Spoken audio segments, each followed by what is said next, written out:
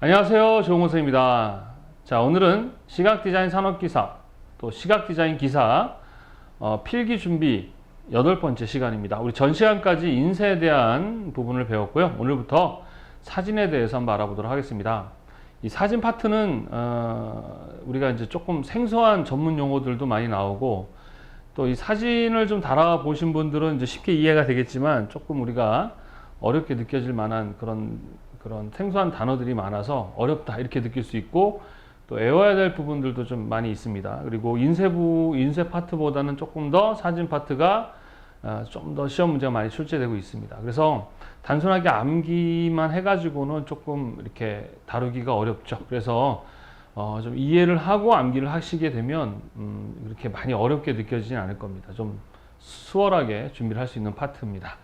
자, 그래서 오늘은 첫 번째 이 사진의 역사에 대한 공부하기 이전에 이 사진이라는 것의 기본적으로 그 원리라든가, 또 이 사진 파트에서 어떤 문제들이 출제되는지 이렇게 좀 큰 그림을 배우고 나서 그 다음에 섬세하게 하나하나씩 따져나가는 방식으로 우리 인쇄처럼 이해해 보도록 하겠습니다.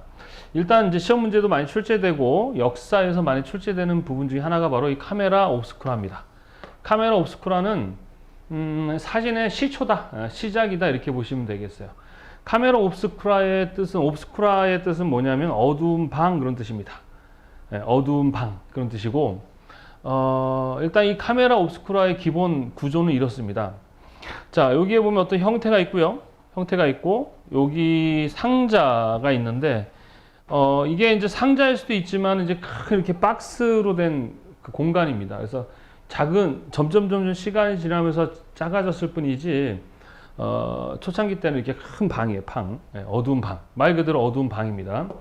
그곳에 구멍을 여기다 딱 뚫어요.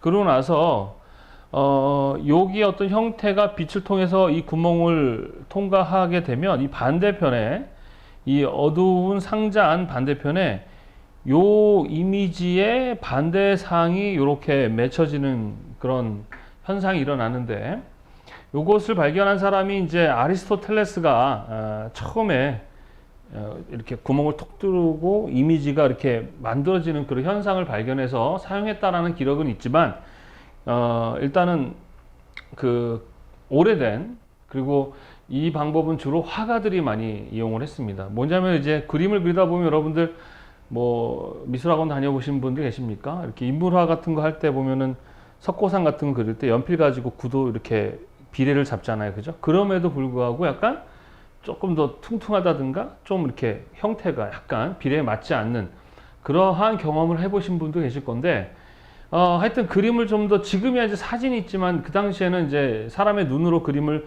정확하게 그려야 되다 보니까 이러한 도구를 이용하게 된 거예요. 그래서 카메라 옵스쿠라 앞에 인물을 놔두고 여기 상이 맺히면 여기다가 이제 뭐 하는 거예요? 그림을 그리고, 일단 뭐 정밀하게 그리는 건 아니더라도 큰 구도를 그리고 거기에 색만 잘 칠해 놓으면 이렇게 더 정확하게 인물이라든가 이런 것들을 그릴 수 있는 그러한 장치로 이 카메라 옵스쿠라가 적극적으로 누구들한테, 화가들에게 이제 사용이 되게 된 것입니다. 원리는 이래요.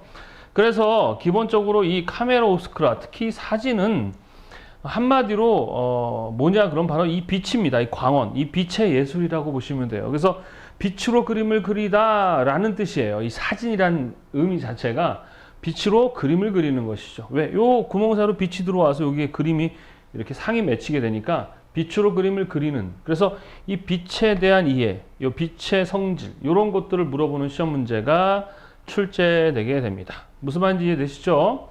자, 그 다음에 이 구멍에다가 좀 더 이 빛을 잘 모아서 상을 더 정확하게 맺히기 위해서 여기다 뭘 달아요? 렌즈라는 걸 답니다. 렌즈. 그래서 이 렌즈를 맺히게 해서 상을 더 정확하게 맺게 하다 보니까 이 렌즈가 발달하게 되죠. 그래서 렌즈에 대한 시험 문제가 출제가 됩니다. 그 다음에 반대에 여기 상이 맺히면 요걸 사람이 직접 그림을 그리거나 해서 사용을 했었던 거를 이제 사람은 어때요? 좀 더 편해지려고 하죠. 네, 그래서 좀 더 편하게. 그러니까 사람이 그리지 않고 빛이 여기에 상이 맺히게 하는 방법이 없을까? 직접 빛이 여기에 상을 맺히면 그림을 그릴 수 있지 않을까라는 생각을 하는 것이 바로 필름의 기원입니다. 그래서 이거는 세 번째 필름에 대한 시험 문제가 출제가 됩니다. 그리고 이 카메라 옵스쿠라의 이 상자 자체는 이제 우리가 이제 지금 사용하고 있는 카메라의 역할이라고 보시면 되겠습니다. 그래서 시험 문제는 크게 빛에 대한 시험 문제, 렌즈를 물어보는 시험 문제, 그 다음에 필름을 물어보는 시험 문제, 그 다음에 카메라의 구조라든가 카메라의 종류를 물어보는 시험 문제, 이렇게 크게 이렇게 나오신다고 보시면 됩니다. 자, 그래서 렌즈 같은 경우는 기본적으로 이 렌즈와 함께 이제 나오는 게 뭐냐 그러면 셔터라는 것과 그 다음에 조리개라는 것이 같이 시험 문제 출제됩니다. 렌즈는 빛의 양을 조절을 해야 되잖아요, 그죠? 그래서 빛의 양을 조절해주는 장치가 대표적으로 셔터와 조리개라는 게 있습니다. 그러니까 셔터와 조리개를 물어보는 시험 문제는 꼭 출제가 되죠. 그래서 이것도 또 나오게 되죠. 한 5번째 이렇게 출제가 됩니다. 자, 그 다음에 이제 필름 부분에서는 필름이라는 것, 특히 이 초창기 때 여기다가 상을 맺히려고 했을 때 사람들이 상을 맺히는 거를 되게 어려워했었어요. 상을 맺히기 위해서는 빛의 노출 시간을 막 20시간씩 막 노출을 해도 상이 맺히긴 해요. 그런데 그렇게 오랜 시간을 맺혀야 되는 줄은 알았는데 그 이유는 뭐냐면 잠상이라는 개념을 잘 몰랐어요. 무슨 상? 잠상. 그러니까 빛이 딱 닿으면 상이 맺혀지는데 보이지 않는 상이 맺히는데 그걸 잠상 그래요. 그래서 그 잠상을 눈에 보이도록 보여지게 하는 상을 뭐라 그래요? 현상 그럽니다. 현상. 자, 우리가 이제 기본적으로 필름이라는 것은 우리 인쇄에 대한 인쇄판 배웠었죠? 인쇄판에다가 종이를 어떻게 계속 찍어내므로 인해서 여러 장의 종이의 인쇄물을 찍어내듯이 마찬가지로 필름이 그런 역할을 합니다. 필름 한 장이 있으면 여러 개의 사진을 찍어낼 수가 있거든요. 그래서 그 현상된 필름을 가지고 종이에 상을 맺혀서 우리가 보는 사진 종이를 만드는 거를 우리는 인화라고 합니다. 뭐라고 한다? 인화. 그래서 기본적으로 필름을 배울 때 잠상을 현상하고 현상을 인화하는 방법, 이거에 대한 시험 문제가 출제가 돼요. 물론 지금은 우리가 이러한 직접적으로 아날로그식으로 현상한다든가 인화하지 않죠, 그죠? 대부분이 디지털화돼서 바로 출력을 하고 인쇄를 바로 할 수 있는 그런 시대를 살고 있는데 기본적인 이런 원리라든가 이런 것들을 좀 이해해야 됩니다. 시험 문제에서도 현상이라든가 인화에서 요 안에서 사용되는 현상액, 인화액 뭐 이런 것들에 대한 시험 문제들이 출제가 되죠. 지금은 뭐 이렇게 몇몇 이렇게 과거의 어떤 현상과 인화를 취미로 하시는 분들 위주로 이렇게 하고 있는데 여하튼 이 시험 문제 출제되고 있다는 것이죠. 자, 그 다음에 카메라에 관련한 시험 문제가 또 나옵니다. 그러니까 6번째.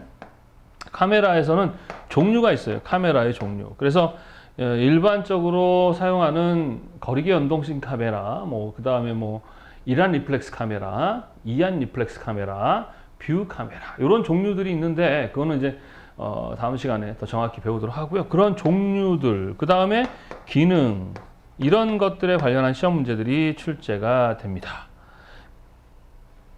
그래서 이것도 한 7번째죠. 그죠? 이 외에 이제 더 추가적으로 나오는 것들이 이제 더 추가가 됩니다. 뭐 렌즈 파트에서, 필름 파트에서, 카메라에서 이렇게 출제가 되는 것이죠. 그래서 시험 문제는 이런 것들이 출제가 될 것이고, 그리고 여러분들은 저와 함께 요 파트마다의 이런 것들을 이해를 할 것입니다. 이해하셨죠? 어렵습니까? 아니죠? 그래서 일단 사진의 역사라는 걸 보게 되면 바로 이 카메라 옵스쿠라로부터 시작됐다. 왜? 빛을 통과해서 여기 상이 맺히는데 여기에 어떻게 상을 자동으로 맺히게 하는가가 바로 이 사진의 발달 과정이라고 보시면 돼요. 그래서 인쇄판 우리가 그 인쇄판을 만들기 위해서 위에다 필름을 놓고 그 위에 빛을 쬐면 필름에서 빛이 어두운 부분은 반사하고 뭐 투명한 부분 통과함으로 그 필름의 모양이 그대로 판에 매겨진다 했었죠, 그죠? 그러기 위해서 뭐가 중요합니까? 그 판에 뭐가 발라 있어야 되죠? 감각 물질이 발라 있어야 됩니다. 감각 물질. 감각 물질이라는 게 뭐예요? 빛에 의해서 반응하는 물질이 있어야 돼요. 근데 초창기 때는 그 감각 물질이 지금처럼 뭐 할로겐 같은 것들이 명료하게 있지만 과거에는 사람들이 그런 걸 알지 못했잖아요. 그죠? 그러니까 초창기 때 이런 원리는 이해했는데 야, 어떻게 하면 이걸 현상하고 또 이 인화된 것들을 또 정착한다라고 그래요. 그러니까 기본적으로 현상을 하더라도 정착하지 않으면 다시 빛을 맞으면 다시 상이 어둡게 변하거든요. 초창기 때 그게 문제였던 거예요. 인쇄판 이제 필름의 어떠한 이제 우리 포지티브 필름, 네거티브 필름 이런 말이 있죠. 네거티브라는 건 뭐예요? 반대한다라는 거예요. 그래서 여러분은 지금 젊은 분들 잘 모르겠지만 저는 어릴 때 사진을 이렇게 롤 필름 찍고 나면 그 사진소에 가요. 그럼 그걸 맡긴단 말입니다. 그럼 며칠 후에 와요. 그럼 가보면 그 안에 있는 필름들을 이런 필름통에다 다 넣어주고 그 필름에 있는 것들을 사진으로 인화해서 돈 주고 이렇게 받았던 기억이 되게 많아요. 지금 그런 데가 없죠, 그죠? 있나? 모르겠습니다. 요즘은 거의 디지털화돼서 이렇게 파일을 보내게 되면 그쪽에서 출력해서 보내주는 이런 방식이 많은데 과거에는 그랬단 말입니다. 그래서 정착이라는 걸 해야 돼요. 그러니까 인화지든 필름에 빛을 받아도 더 이상 감각물질이 뭐하지 않게 반응하지 않게. 근데 그런 개념이 지금은 우리가 과거에 이제 경험을 해서 그 지식을 통해 알고 있지만 초창기 때는 잘 몰랐다는 거죠. 그래서 이 사진의 역사는 바로 이 필름, 즉 이 상을 어떻게 현상하고 그다음 인화하고 정착하는가. 요게 이 사진에 있어서의 가장 중요한 기술이었고 그게 발달 과정에서 이제 이렇게 진행되었다. 이렇게 보시면 되겠습니다.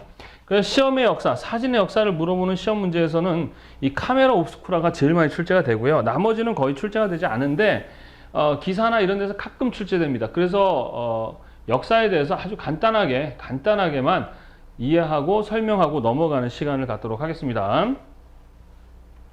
자, 종류가 이게 대표적으로 5개를 기억을 하시는데요. 일단 헬리오그래피라는 첫 번째 이제 그 사진술이고요. 두 번째는 다게레오 타입이라는 게 있고 칼로 타입이라는 게 있고 클로디언 스판이라는 게 있고 엠브로 타입과 틴 타입 이런 말들이 있죠. 그러니까 이런 게 어려운 거예요. 암기 자체도 어려워 죽겠는데 암기하는 단어가 우리처럼 뭐 갑돌이 우리가 많이 들어본 순위, 철수, 민수 이런 게 아니라 뭐 헬리오그래프라든가 다게레오 타입이라든가 뭐 칼러 타입이라든가 이런 말들이 그러니까 암기도 어려운데 말이 생소하니까 더 어려운 거죠. 그죠? 예. 다행인 것은 여기에서 시험 문제는 거의 출제가 되지 않는다는 거. 가끔 한 문제가 출제가 된다는 거. 말씀드렸지만 이 사진만 공부하려고 해도요. 진짜 양이 되게 많아요. 제가 초창기 때 이제 이 책을 쓸 때 사진 파트에 대해서는 너무 힘들었어요. 그러니까 저도 사진에 대해서 전문가가 아니거든요. 초창기 때. 그러다 보니까 이 책을 써야 되는데, 그리고 또 설명을 해줘야 되는데, 그래서 제가 이제 시험에 나오는 것들을 정리하고 관련한 정리해서 전문가들한테 가서 이걸 좀 물어보면 이거 왜 하니? 막 이래요. 아, 이거 몰라도 돼. 막 이래요. 그런 것들이 이제 이론적인 시험으로 나오고 막 그러는데 어쨌든 좀 어려웠었어요. 근데 지금도 이 사진이나 이런 기술들이 계속 발달하고 장비들도 너무 좋은 게 많고 또 수시로 빠르게 발달하다 보니까 이게 참 어렵더라고요. 근데 이런 기본을 갖고 있으면 금방 그런 것들을 어떻게 할 수 있다, 이해할 수 있고 따라갈 수 있다. 그래서 이 기본을 좀 잘 아는 것이 되게 중요합니다. 어쨌든 이 사진이 발달하게 된 이 역사를 보게 되면 뭐라 그랬었죠? 인쇄판처럼 우리 상을 맺게 하는 그거에 대한 것입니다. 그래서 초창기 때 이제 우리 구멍에다 렌즈를 달아가지고 상을 맺추는 실험을 했던 사람이 누구냐? 우리 교재에 나와 있지만 19세기 초 영국의 어떤 도공의 아들로 아주 유명한 도공이 있어요. 그 아들인 토마스 웨지우드라는 사람이 실제로 시도를 했습니다. 그래서 판 자체에다가 그 감각 물질을 발랐던 거예요. 실제로. 네, 발라서 시도를 했습니다. 그러니까 처음 하는 사람은 사실은 제일 천재인데 뭐가 없어. 자료가 없기 때문에 성공할 확률이 별로 없으면서 되게 많은 투자를 해야 되는 거죠. 그런 사람들이 있었기 때문에 지금 우리가 이렇게 편하게 살 수 있는 거니까 되게 감사해야 돼요. 지금의 어떤 시점에서 그때 그 사람들을 평가해서는 안 됩니다. 자, 여하튼 간에 그래서 실패를 합니다. 그래서 그 사람이 실패했던 그 기본을 보고 이제 누가 니엡스라는 사람이에요. 조셉 니세푸어 니엡스. 이름도 되게 길어요. 이 사람도 조씨인가 봐. 조셉 니세푸어 니엡스. 이게 그냥 니엡스라고 합시다. 이 니엡스라는 사람이 최초로 인쇄판이 아니라 필름의 역할을 하는 그 판에다가, 그러니까 이 필름이 그 네거티브 필름, 포지티브 필름 그러잖아요. 그러니까 이 사람은 최초에 그 원래는 필름에 상을 맺혀 놓고 그 필름을 이용해서 인화지 같은 데다가 뭐예요? 여러 장의 사진을 만들어내야 되는 게 지금의 기본 원리거든요. 그래서 네거티브 필름에다가 다시 포지티브 사진을 만드는 거거든요. 이해돼요? 근데 이때 당시에는 그냥 바로 그 필름의 역할을 하는 판에다가 뭘 하려고? 상이 맺히게 하려고 했단 말입니다. 그러니까 처음에는 종이에다 한 것도 아니야. 그냥 뭡니까? 판에다가 그 아스팔트의 일종인 그 비트맨이라는 역청을 발라서 계속 노출을 시켰던 거예요. 그랬더니 노출을 하다 보니까 실제로 상이 거기에 맺혀지게 된 거죠. 그래서 그 사람이 만든 작품 중에 로그라이 집 창문에서 내다본 풍경이라 그래가지고 이미지가 쫙 있습니다. 근데 되게 흐릿해요. 흑백이고 지금처럼 선명하진 않지만 그 당시로서는 지금 우리가 뭐 핸드폰 가지고 삼성에서 이번에 뭐 만든 핸드폰이 1억 800만 화소의 그런 핸드폰이 거의 DSLR급으로 이렇게 화질이 좋아졌잖아요. 그와 거의 견줄 만큼의 놀라운 발견이었던 거예요. 그 당시에는. 그래서 화질로 보면 엄청 그렇게 좋은 화질이 아닌데도 아주 그 어떤 사진의 원리의 처음에 시작이었다고 보시면 되겠습니다. 그래서 처음에 이렇게 그 발견을 합니다. 그러니까 그 상을 맺혀서 정착시키는 것까지 성공을 한 거죠. 그런데 선명도는 많이 떨어지고 또 문제는 뭐냐? 여러 장을 만들 수가 없습니다. 한 장 만들면 한 장으로서 밖에 할 수가 없는 거예요. 그래서 실용적이지 못했다라지만 그래도 여하튼 간에 최초의 그런 어떤 사진 기술의 시작이다 이렇게 보시면 되겠습니다. 그래서 이 니엡스가 성공했다는 소식을 누가 나게르라는 사람이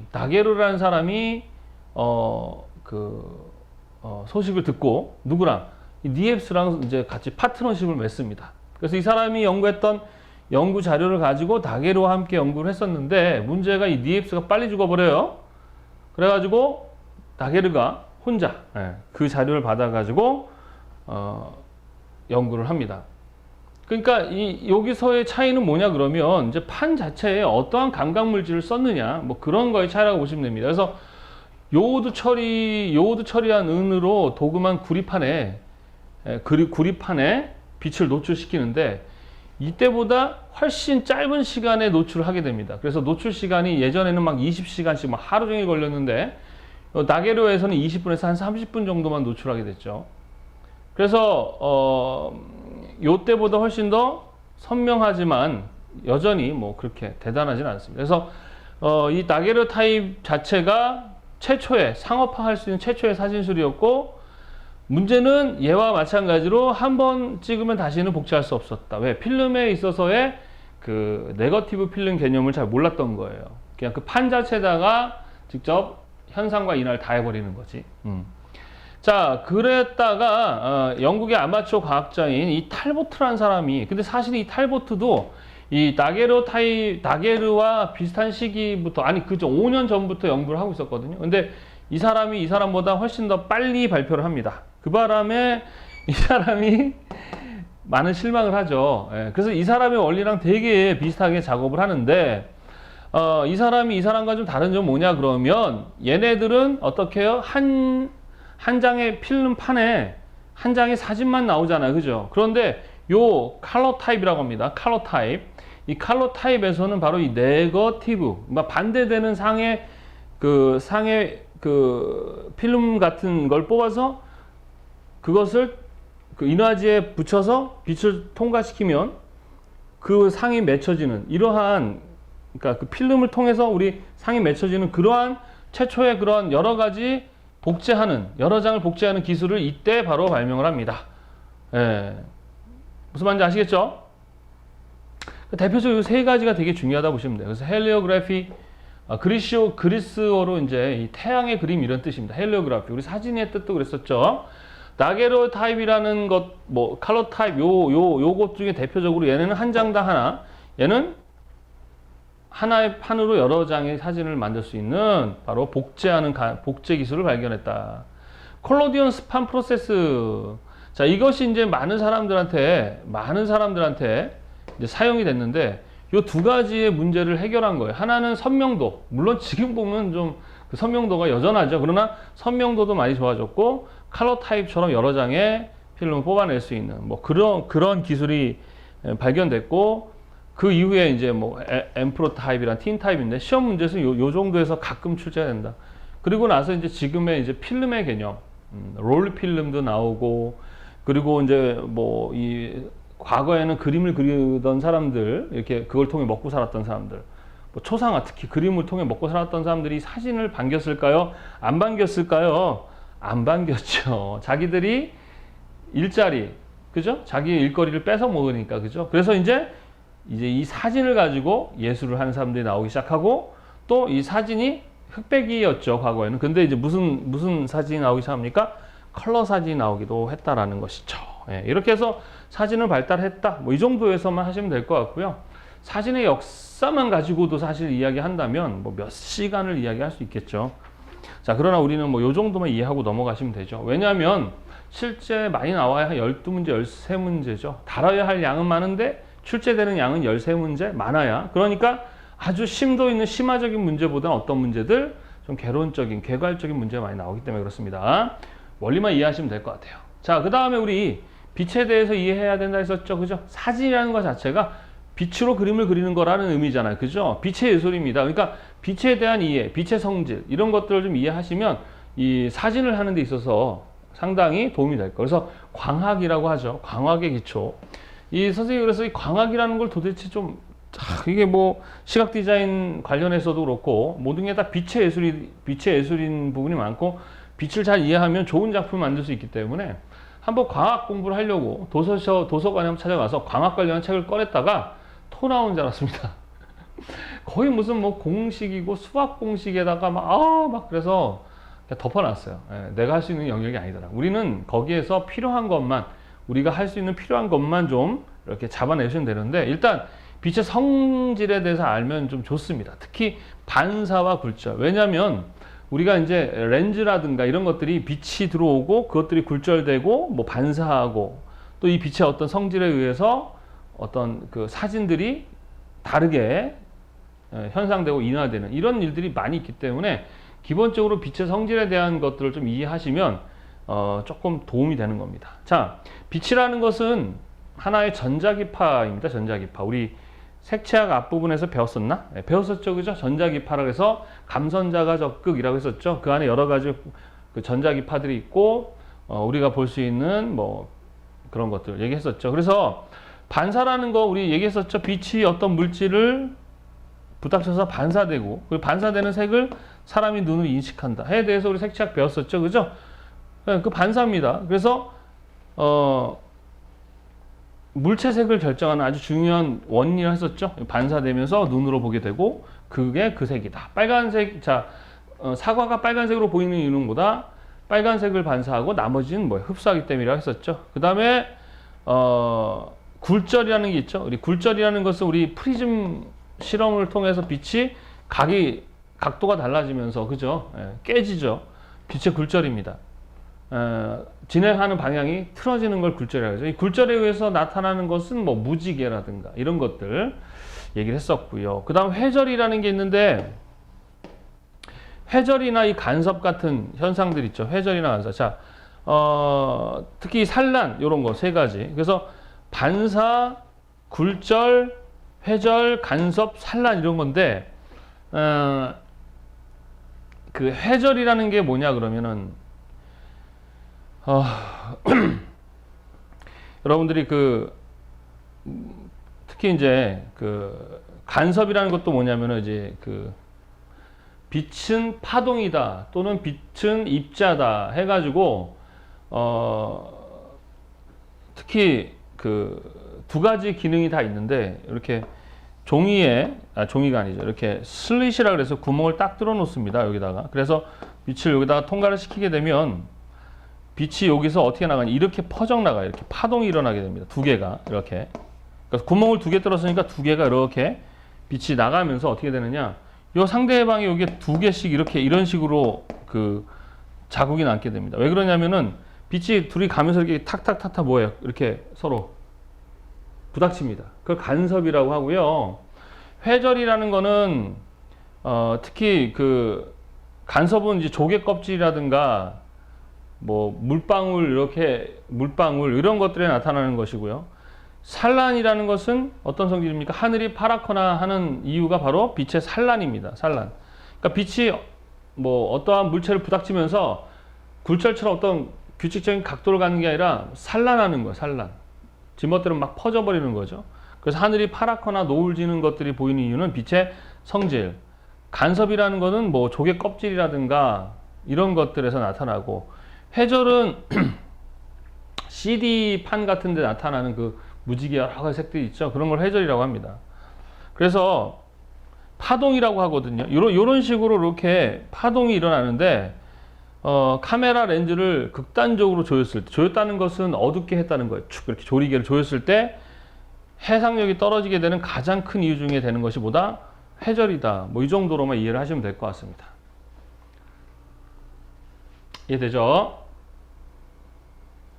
자, 그 다음 하나가 우리가 또 이해해야 될 게 뭐냐 그러면 이 광학에서 색온도라는 겁니다. 색온도. 자, 카메라를 가지고 우리가 사진을 똑같은 장소에서 똑같은 카메라를 가지고 사진을 찍었을 때 똑같은 상의 이미지가 나오느냐? 그렇지 않습니다. 어떤 카메라, 어떤 필름에서, 어떤 그 사진에는 상당히 붉은 느낌이 막 나는 사진이 나올 때가 있고요. 또 어떤 사진에는 약간 파란 느낌으로 좀 차가운 한색 느낌으로 나올 때가 있어요. 저 선생님이 제 카메라도 마찬가지. 우리 저기 찍은 영상 중에도 보면 약간 한색 계열의 이미지로 찍힌 장면이 있고요. 그 다음에 약간 난색 계열로 찍힌 장면이 있습니다. 그게 왜 그러냐면 우리가 색온도라고 한다면 색의 온도를 나타내는, 그러니까 색이 갖고 있는, 우리가 알고 있는 따뜻하면 난색, 차가우면 한색 이런 개념이 아니고요. 이 색이라는, 빛이라는 것에 그 온도의 상태가 있어요. 상태. 그 상태를 나타내는 게 바로 색온도입니다. 예, 그러니까 색온도라는 걸 측정하는데, 빛이 보통, 이제 우리는 따뜻하면 난색 그러지만 색온도는 반대예요. 자, 우리 색온도의 단위는 뭐로 나타납니까?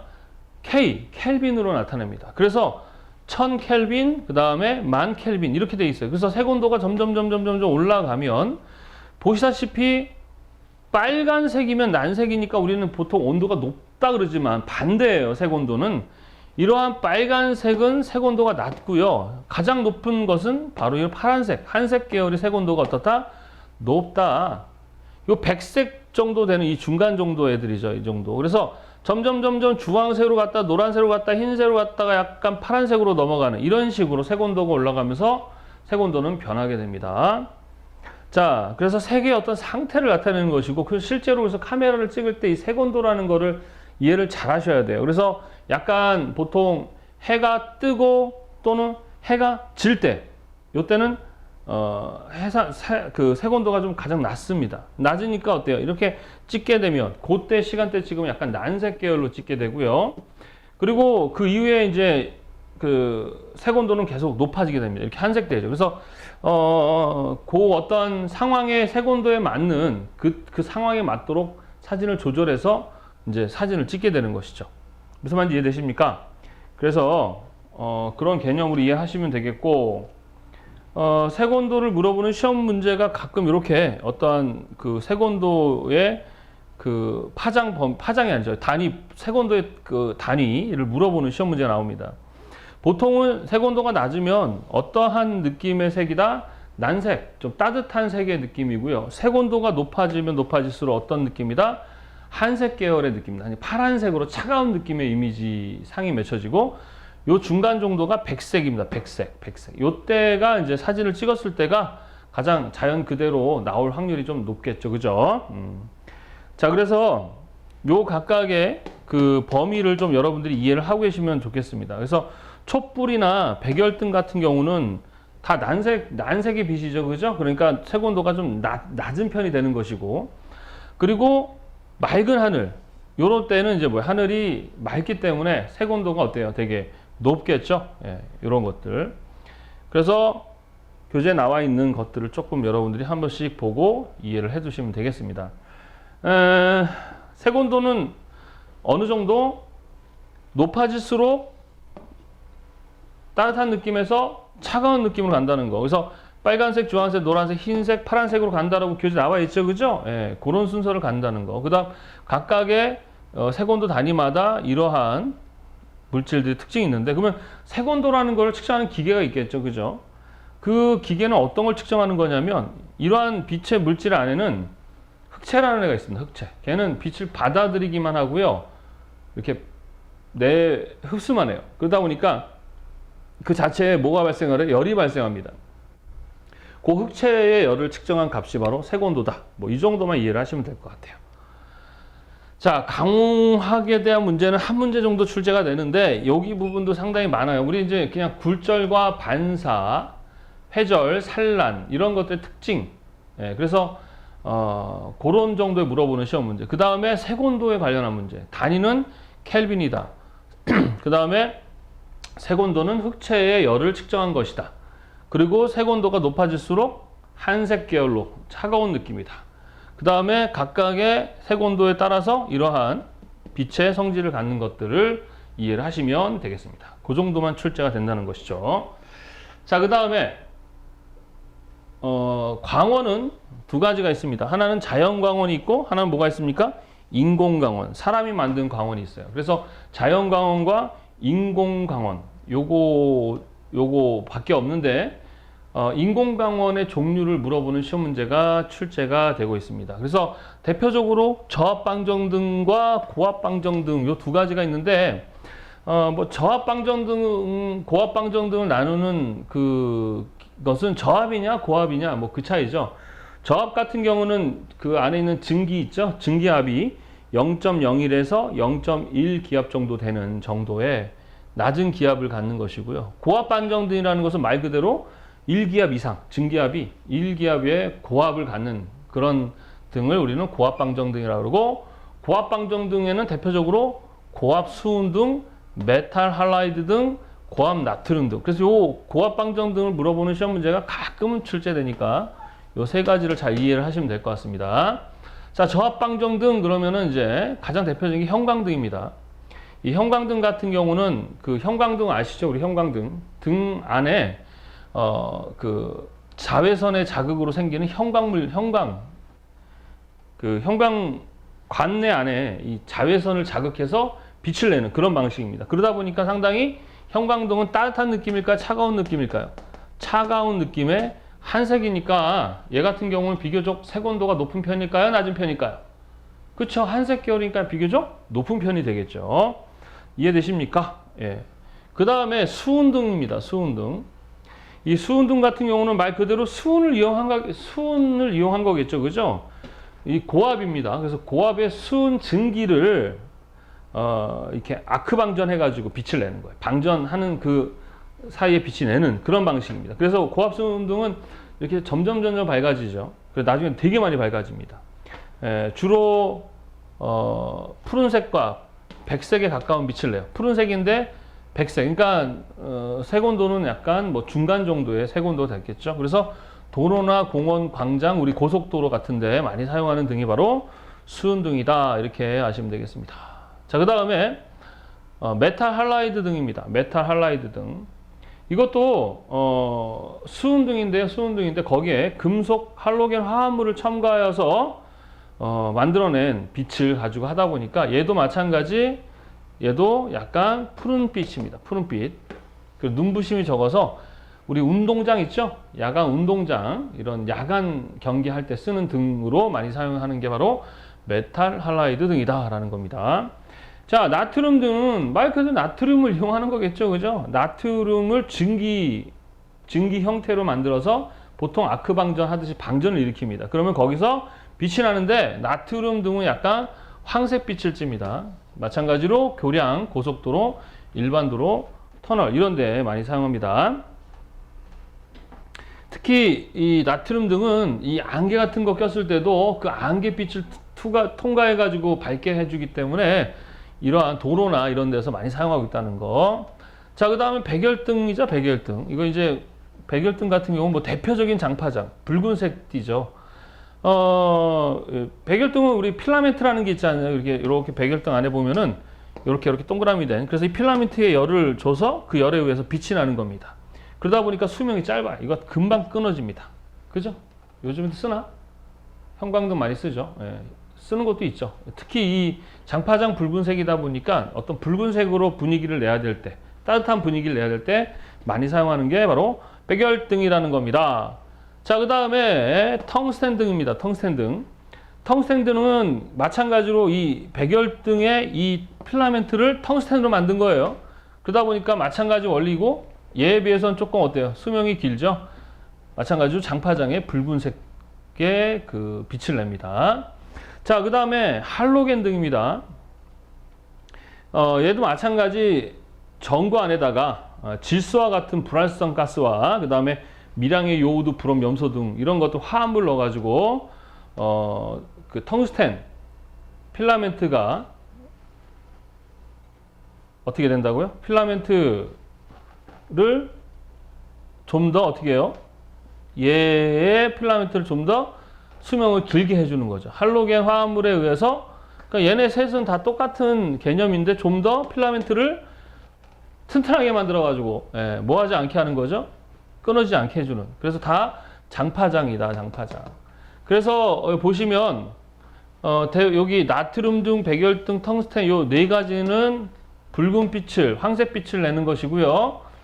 요 위에 형광등, 수은등, 메타할라이드 등은 다 무슨 색이에요? 푸른 빛을 낸다는 거. 요걸 물어보는 시험 문제도 가끔 출제됩니다.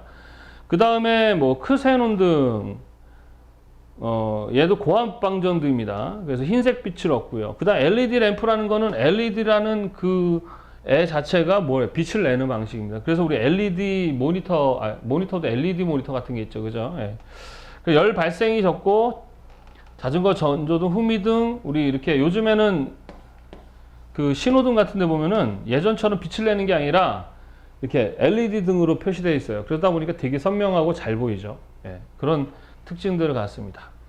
이거 말고도 되게 많아요. 예. 조명에 관련해서도 사실은 하려고 하면 엄청 많습니다. 양이. 그래서 일단은 제가 정리한 것은 주로 시험에 많이 출제되는 것들 위주로 해서 정리를 했고 거의 대부분 여기서 나옵니다. 만약에 이거 외의 것들이 나온다면 얘네 정도만 이해하고 있으면 걔가 아니거나 걔이거나 이런 식으로 유추해서 풀 수가 있습니다. 예. 자, 그 다음에 이제 조명 방식에 대해서 한번 알아보도록 하겠습니다. 조명 방식. 조명 방식은 뭐냐? 빛을 실제로 쬐는 방식이죠. 특히 조명은 빛을 사용해서 하다 보니까 사진을 찍는다든가 뭐 영상을 찍거나 했을 때 이 조명을 어떻게 쓰냐에 따라서 분위기를 되게 많이 다르게 만들 수 있어요. 그래서 이 조명도 하나의 전문 기술입니다. 그래서 이걸 제대로 공부하려면 조명만 가지고도 사실은 엄청난 양을 공부해야 되는데 이제 주로 실제 출제되는 정도만 이야기를 한다면 어떻게 조명하느냐에 따라서 여러 가지 조명 방식이 있는데, 자, 일단 직접 조명은 뭐냐 그러면 빛을 직접 쬐는 거예요. 그러니까 조명을 직접 조사해 가지고 빛을 사용하는 건데, 이럴 경우에는 눈이 많이 어떻게 해요? 부시겠죠. 스포트라이트라고 합니다, 보통. 그리고 균일한 조도를 얻을 수 없어서 그림자가 강하게 나다 보니까 상당히 강한 느낌이 많이 난다. 이런 특징들이 있죠. 뭐 교재 보면 다 나옵니다. 간접 조명이라는 건 뭐냐 그러면 아까처럼 직접 쬐는 게 아니라 벽면 같은 데다가 빛을 쏘는 거예요. 그럼 벽에 반사된 빛이 다시 비춰지겠죠, 그죠? 상당히 부드러운 빛을 얻을 수가 있습니다. 뭐가 달라요? 직접 조명과는 좀 반대다. 직접 조명은 실제 내가 조사하고 싶은 대상에 빛을 쏘는 것이고, 사람이면 사람, 물건이면 물건. 그 다음에 간접 조명 뭐냐? 벽에다가 쏘는 겁니다. 그러면 반간접이 있고 반직접이 있는데 거의 비슷한 얘기입니다. 뭐냐면은 거의 대부분 간접은 벽에 쏘는 거잖아요, 그죠? 근데 10%에서 40%를 조명 뒤쪽, 그러니까 쏘는 뒤쪽을 투명하게 만들어요. 그래서 대부분이 벽에 쏘지만 10%에서 40%가 어디로 가는 거죠? 직접 조명이 되는 거예요. 그래서 반직접, 반간접 조명 그럽니다. 반직접은 뭐냐? 대부분이 뭐예요? 직접 조명을 하는데 마찬가지 뒤쪽을 투명하게 해서 10%나 40% 정도가 벽면으로 투과가 돼서 벽에 또 통과되는 거예요. 그러니까 얘네 둘 다 비슷한 느낌이죠. 둘 다 비슷한데 중요한 거는 이제 빛을 덮고 있는 애가 어떤 애다 투명하다는 거죠. 그래서 이런 것도 반간접입니다. 반직접이에요. 뭐냐면 조명 앞에다가 투명한 그런 종이들을 놓고 쏘는 것도 반직접입니다. 그래서 실제 현장에 가면은 조명 앞에 뭔가를 대고 막 빛을 벽에 반사시키고 막 이런 여러 가지를 막 해서 카메라를 댔을 때 나오는 상을 보면서 이제 조절을 하게 됩니다. 전반 확산은 전체적으로 빛이 확산한다는 얘기죠. 방향이 뭐 어떤 직접 스포트라이트나 이런 게 아니라 그냥 전체적으로 빛이 퍼져나가는 걸 전반 확산 조명. 그래서 각각 조명마다의 그런 어떤 느낌들이 있어요. 그죠? 그 느낌에 관련한 거는 뭐 어렵지 않습니다. 교재를 보시고 여러분들이 이해를 하시면 될 것 같아요. 자, 이렇게 해가지고요. 8번째 시간 우리 사진의 역사. 사진이라는 것에 이제 시험이 나올 것들. 그래서 오늘은 빛에 대한, 광학에 대한 부분. 그죠? 그 외에 이제 다음 시간 넘어가면 뭐 필름도 배울 것이고, 카메라도 배울 것이고, 그 다음에 렌즈에 대해서도 배우겠죠. 그죠? 그래서 오늘은 역사에 대해서 했고요. 그 다음에 광학. 광학에서도 빛의 성질, 뭐 굴절, 반사, 회절, 간섭 이런 것들, 산란 이런 거. 그리고 그 색온도에 관련해서 얘기했었죠. 그죠? 색온도는 점점 온도가 올라갈수록 색온도가 올라갈수록 한색 계열이다. 예. 기본적인 그 온도의 개념과는 다르다 했었습니다. 그리고 자연광원이 있고 인공광원이 있는데 인공광원의 종류에 대해서 배웠고요. 그리고 조명 방식에 대해서 배웠습니다. 자, 시험 문제에 출제되는 거는 이제 선생님 설명한 부분에서 거의 다 나올 거예요. 그렇지 않은 부분은 나오는 거는 그건 어쩔 수 없어요. 기출 문제를 풀어보시다 보면 설명하지 않았던 문제들이 출제가 나오면 그건 여러분이 그때 이렇게 애우시거나 해설집을 보고 익혀야 됩니다. 선생님이 뭐 왜냐하면 이 변별력을 두기 위해서 기존에 우리가 출제했던 문제 위주로 내지만 한 문제나 두 문제는 듣도 보도 못했던 문제들을 이렇게 내기도 합니다. 예, 그런 것까지 다 선생님이 설명하게 되면 교재가 너무나도 두꺼워져요. 예, 그래서 일단은 기본적으로 나왔던 걸 위주로 하면서 새로 나온 것들이나 이런 것들은 이제 기출문제를 통해서 익히는 그런 방식으로 해 나가시는 게 좋지 않을까 싶습니다. 자, 고생들 많이 하셨고, 자, 항상 파트가 끝나고 나면 뭐 하라고 했었어요? 예, 뭐 하라고 했습니까? 예, 맞습니다. 선생님 책을 보고 암기를 하셔야 됩니다. 아셨죠? 예. 항상 암기하고 그 다음 파트 끝나면 뭐 합니까? 체크리스트 풀고 뭐 이런 식으로 한 다음에 다 끝나고 나면 이제 기출 문제를 한 번씩 풀어주시면 뭐 떨어지라고 해도 절대 떨어지지 않습니다. 자, 이제 거의 뭐 아직도 초반이지만 이제 중반으로 가고 있습니다. 슬슬 지치고 하기 싫고 또 점점 애워지는 양이 많아지니까 막 포기하고 싶은 마음이 생길 텐데 원래 다 그래요. 다 그렇습니다. 힘을 내시고 한 번에 완벽하게 암기하는 사람은 그게 많지 않아요. 거의 그렇지 않습니다. 그래서 기출 문제까지 가서 풀다 보면은 이제 점점 눈에 들어오게 되고 여러분들이 이제 이해도 하게 되고 하게 됩니다. 자, 힘을 내시고 끝까지 최선을 다해 주시기 바랍니다. 자, 오늘도 재미없는 강의 듣느라 너무 고생하셨고요. 다음 시간에 건강한 매수로 뵙도록 하겠습니다. 수고하셨습니다.